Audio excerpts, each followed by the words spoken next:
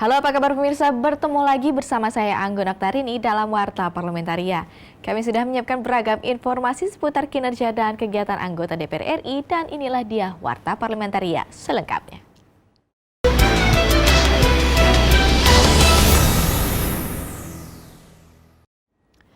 Memasuki musim hujan yang tinggi di sejumlah daerah di Indonesia, pimpinan DPR RI mendorong pemerintah, dalam hal ini Badan Nasional Penanggulangan Bencana atau BNPB, untuk melakukan respon cepat dalam penanganan banjir ataupun antisipasinya.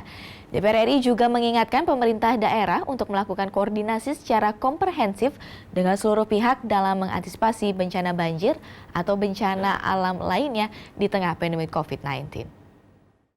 Wakil Ketua DPR RI Supmi Dasko Ahmad yang ditemui di Gedung Nusantara 3 Senayan Jakarta mengatakan curah hujan yang tinggi di sejumlah daerah mengakibatkan banjir bandang yang tentunya berdampak pada kerusakan di sekitar. Di daerah tertentu seperti Sukabumi dan lain-lain itu kemudian tidak bisa dihindarkan terjadi banjir bandang seperti yang kita lihat ada di media-media.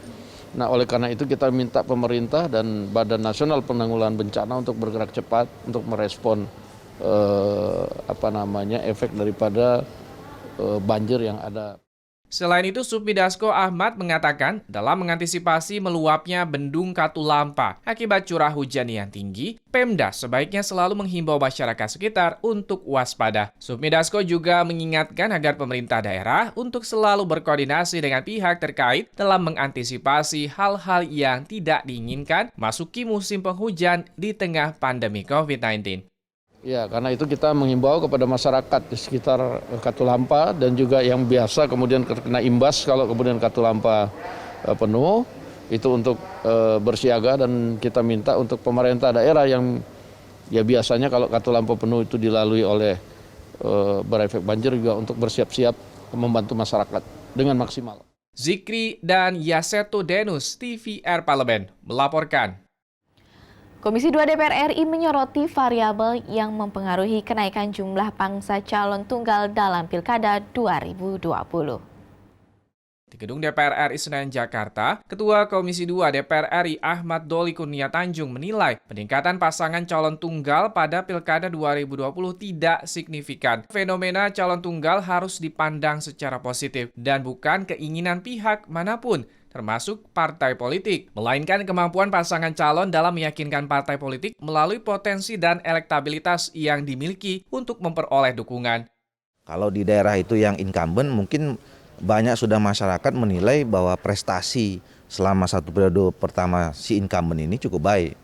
Jadi semua orang merasa puas, termasuk jadi orangnya tidak ada yang merasa bahwa perlu untuk mengganti kepemimpinannya satu, gitu.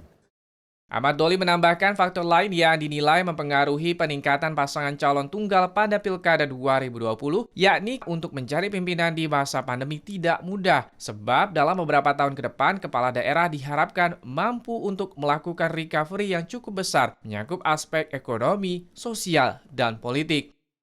Walaupun calon tunggal, ya, si pasangan calon itu harus sungguh-sungguh juga, gitu ya, menunjukkan performance-nya, menunjukkan visinya, meyakinkan bahwa dia punya misi yang harus dibangun sama-sama dengan masyarakat gitu. Jadi semua mekanisme ini sudah diatur sedemikian rupa supaya kita menghasilkan calon kepala daerah yang cukup betul-betul baik. Helmi dan Julian, TVR Parlemen, melaporkan. Terkait dengan kondisi geografis Indonesia yang memiliki potensi gempa dan longsor yang besar, Komisi 5 DPR RI mendorong BMKG melakukan pemeliharaan alat deteksi bencana secara berkala agar dapat terus berfungsi dengan baik. Temui usai menghadiri rapat Komisi 5 DPR RI dengan Sestama BMKG, Basarnas, dan Deputi Perencanaan BPWS di Gedung Nusantara DPR RI Senayan, Jakarta. Anggota Komisi 5 DPR RI Hasan Basri Agus menyampaikan, berdasarkan laporan di Jambi ditemukan beberapa alat deteksi bencana yang sudah tidak berfungsi dengan baik. Kalau terjadi bencana, kita harapkan dari pihak BMKG dia sudah alat-alat yang selama yang sudah terpasang, ya, terutama di yang mungkin bencana tsunami-nya yang memungkinkan akan terjadi, ya itu nanti diharapkan semua peralatan itu berfungsi sebagaimana kita harapkan. Anggota Komisi 5 DPR RI Muhammad Aras menambahkan, alokasi anggaran untuk membeli alat deteksi bencana yang baru dan lebih modern seharusnya tidak menjadi prioritas utama BMKG. Karena dengan pemeliharaan alat deteksi bencana yang sudah ada akan lebih efisien, sehingga alat-alat deteksi bencana yang sudah ada di sejumlah daerah rawan bencana dapat terus berfungsi dengan baik. Pemeliharaan alat ini tetap harus dijaga karena untuk apa alat-alat yang ada sudah disiapkan sebelumnya kalau tidak dijaga dengan baik juga kan membazir. Olehnya itu kami mengharapkan bahwa pengadaan dan alat yang baru harus tetap terus dilakukan pembenahan, pemeliharaan. Ferdian dan Fikri, TVR Parlemen melaporkan. Jangan kemana-mana pemirsa karena kami masih memiliki banyak informasi lain dalam Warta Parlamentaria. Di antaranya datang dari metode kotak suara keliling dapat menjadi output di Pilkada 2020 setelah jeda berikut ini.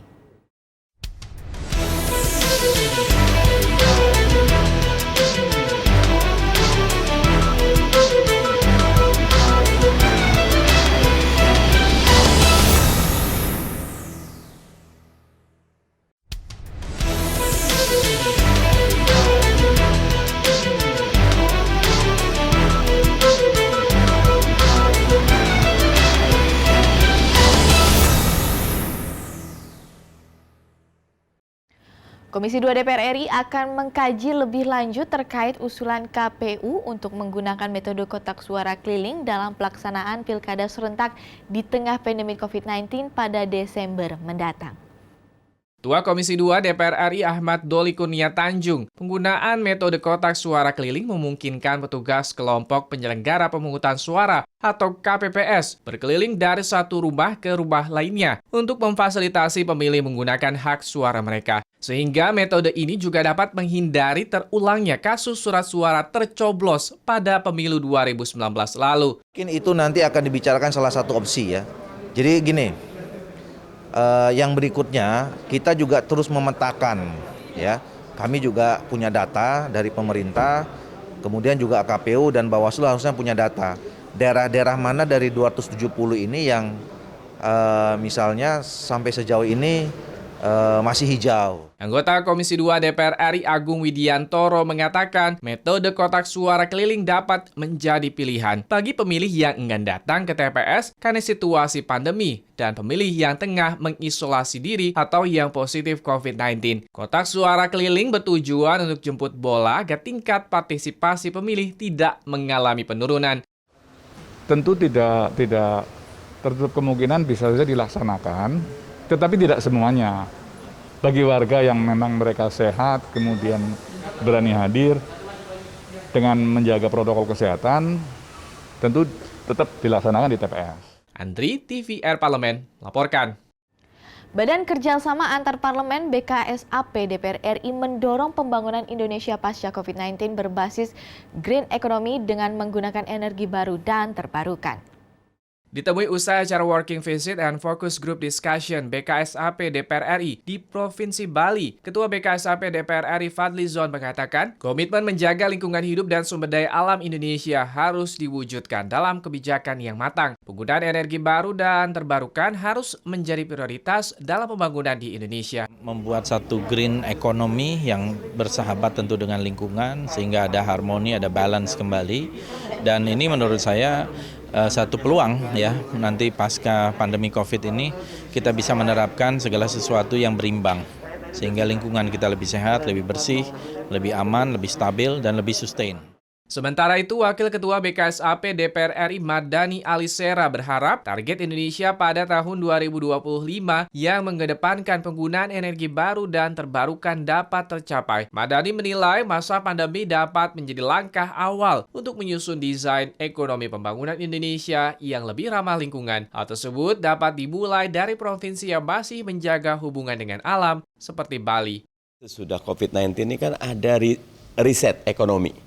Kita lagi berharap ketika kita riset ekonomi ini ke depannya bukan brown ekonomi, ekonomi coklat yang berbasis energi yang tidak terbarukan, kita mulai desain berbasis energi terbarukan. Dari Provinsi Bali, Hilman Hidayat, TVR Parlemen, melaporkan.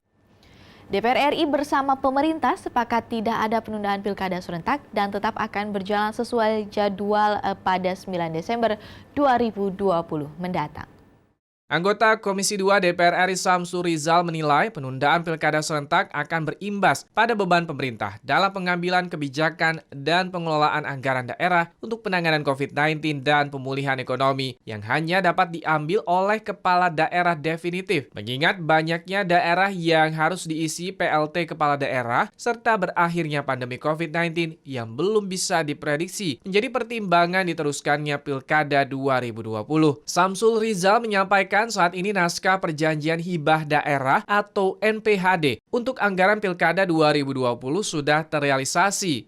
Itu sudah dibelanjakan, sudah diansur pembelanjaannya, mungkin ada tinggal beberapa sisa lagi. Dari 19 triliun seluruh secara nasional 15 triliun ditambah dengan APD 4,3 triliun rupiah, 19 triliun rupiah itu sudah digunakan. Ini akan menjadi sia-sia kalau ini ditunda. Sementara itu, Ketua Komisi 2 DPR RI Ahmad Doli Kurnia Tanjung mengatakan Perpu dan PKPU harus mengatur secara tegas pelanggaran protokol kesehatan. Terjadi adanya pelanggaran protokol COVID-19. Tapi kita kan khawatir, gejalanya kan akan kelihatan 14 hari. Nah, alhamdulillah hari ini kita memonitor sampai sejauh ini ya tidak terjadi sebetulnya klaster baru yang dikhawatirkan itu gitu. Tim Liputan TVR Parlemen melaporkan. Penambahan anggaran Polri untuk mengawal jalannya proses pilkada serentak tahun 2020 harus diimbangi dengan kinerja yang optimal. Komisi 3 DPR RI meminta Polri bekerja semaksimal mungkin menegakkan aturan-aturan pilkada dan penerapan protokol kesehatan selama pesta demokrasi sedang berlangsung.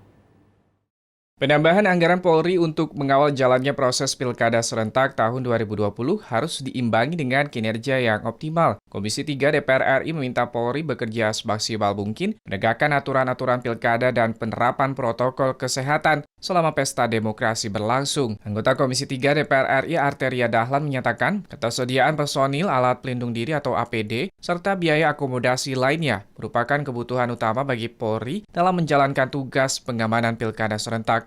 Mudah-mudahan itu semua tidak masalah. Kita punya yang namanya NPHD dari pemerintah daerah, ada pemerintah provinsi maupun pemerintah kabupaten kota, plus juga APBN yang dikucurkan khusus untuk pelaksanaan pengamanan pilkada serentak ini.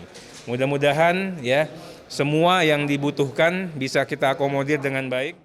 Sementara itu, anggota Komisi 3 DPR RI Santoso berharap pemanfaatan anggaran yang dikucurkan kepada Polri tepat sasaran, baik dalam rangka pelaksanaan pilkada serentak maupun dalam rangka menjaga keamanan dan ketertiban masyarakat. Polri dituntut dapat menekan angka pelanggaran hukum dan kejahatan, khususnya di masa pandemi COVID-19 saat ini, dengan mengedepankan upaya-upaya pencegahan dan sosialisasi secara masif. Dengan anggaran yang maksimal ini, baik adanya kegiatan pilkada maupun tidak, tapi anggaran ini harus tepat sasaran dalam rangka melakukan tindakan yang tegas terhadap pelaku-pelaku pidana, juga memberikan bimbingan. Fajar Ilhami dan Julian, TVR Parlemen, melaporkan. Pemirsa, kami masih memiliki banyak informasi lain dalam Warta Parlamentaria dan tetaplah bersama kami.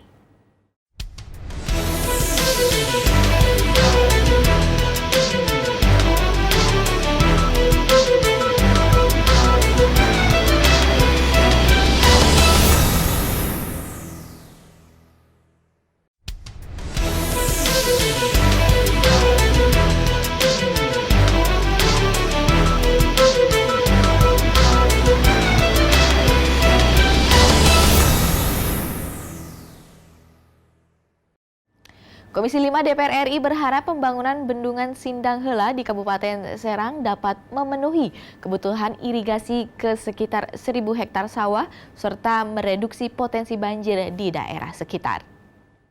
Ditemui pada rangkaian kunjungan kerja spesifik ke Kabupaten Serang, Wakil Ketua Komisi 5 DPR RI Ridwan Bai memaparkan manfaat bendungan Sindang Heula ini selain untuk irigasi dan pencegahan banjir, juga sebagai sumber air baku untuk masyarakat sekitar. Ridwan Bai mengapresiasi terwujudnya bendungan ini serta berharap ada pemanfaatan yang lebih luas dari bendungan ini, misalnya sebagai destinasi wisata. Ini harus terpelihara dengan baik. terpelihara dengan baik karena untuk juga menjaga banjir 50 tahunan atau 100 tahunan. Sehingga benar-benar yang namanya bendungan ini bermanfaat luas buat kepentingan masyarakat yang ada di wilayah Banten.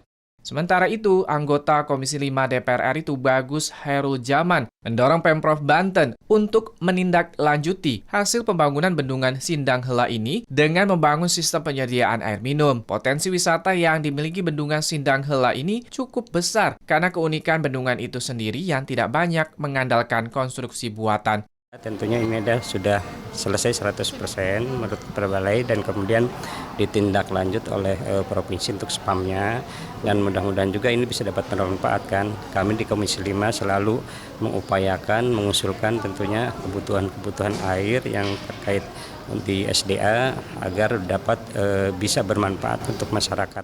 Dari Serang, Banten, Nur Fuad, TVR Parlemen melaporkan. Anggota Badan Anggaran atau Banggar DPR RI mendukung langkah pemerintah dalam mengantisipasi resesi ekonomi di dalam negeri. Di antaranya dengan menyalurkan bantuan sosial demi peningkatan daya beli masyarakat.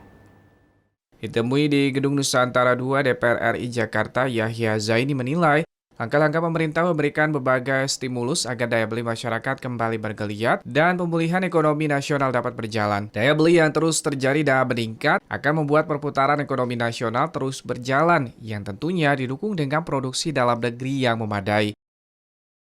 Nah, ini tentu juga harapannya atau tujuannya adalah meningkatkan daya beli masyarakat. Kalau daya beli masyarakat kita meningkat, tentu akan mendongkrak perputaran roda ekonomi. Karena sumbangan konsumsi masyarakat itu sekitar 58%, sangat besar. Sementara itu, anggota Banggar DPR RI Siti Mukaromah mengatakan, pemerintah harus bisa memberikan jaminan ketenangan terhadap masyarakat, meskipun Indonesia memasuki ancaman resesi. Selain sektor kesehatan dan sektor ekonomi yang sedang menjadi fokus pemerintah, tingkat kebahagiaan masyarakat tidak boleh dilupakan sebagai modal menghadapi resesi. Rasa bahagia itu juga harus dibangunkan oleh pemerintah kepada masyarakat agar masyarakat mempunyai rasa ketenangan, kenyamanan meskipun dalam kondisi wabah seperti hari ini, tapi mereka diberi keamanan dan kenyamanan oleh pemerintah. Jadi ada perlindungan keamanan dan kenyamanan yang harus menjadi bagian. Nur Fuad dan Domi, TVR Parlemen melaporkan. Anggota Komisi 8 DPR RI mendorong BNPB terus melakukan pembangunan desa tangguh bencana di seluruh Indonesia sebagai bagian dari mitigasi bencana. Ditemui di Gedung Nusantara II DPR RI Jakarta, Ahmad mengatakan, dalam membangun desa tangguh bencana, masyarakat diberikan pelatihan dan edukasi tentang bencana, sehingga masyarakat memiliki kesadaran tinggi terhadap potensi bencana dan mengetahui cara menangani saat terjadinya bencana, serta bisa melakukan pemulihan dengan cepat dari dampak bencana. Pengembangan desa tangguh bencana tentunya harus tetap memperhatikan dan mengadopsi nilai-nilai kearifan lokal. Tanggap darurat desa tangguh ini memang perlu diperbanyak, perlu disebarkan, perlu dibunyikan, sehingga bencana alam ini sedini mungkin dapat dicegah. Anggota Komisi 8 DPR RI Ahmad menambahkan, BNPB harus membuat strategi jangka panjang yang tepat dalam menghadapi bencana non-alam, salah satunya wabah penyakit. Hal tersebut juga bisa dimasukkan pada program Desa Tangguh Bencana. Diutamakan pencegahan, antisipasi. Tentu antisipasi ini tidak cukup dengan anggaran APBN, tapi kita minta juga peran masyarakat. Sebagai peran masyarakat, APBN di BNPB ini tentu harapan kita terhadap bencana ini dapat dicegah. Lebih baik pencegahan daripada relokasi. Heriadi, TVR Parlemen melaporkan. Demikianlah beragam informasi seputar aktivitas DPR RI yang sudah kami susun dalam Warta Parlamentaria. Saya Anggun Oktarini beserta kerabat kerja yang bertugas, pamit undur diri. Terima kasih atas perhatian Anda dan sampai jumpa.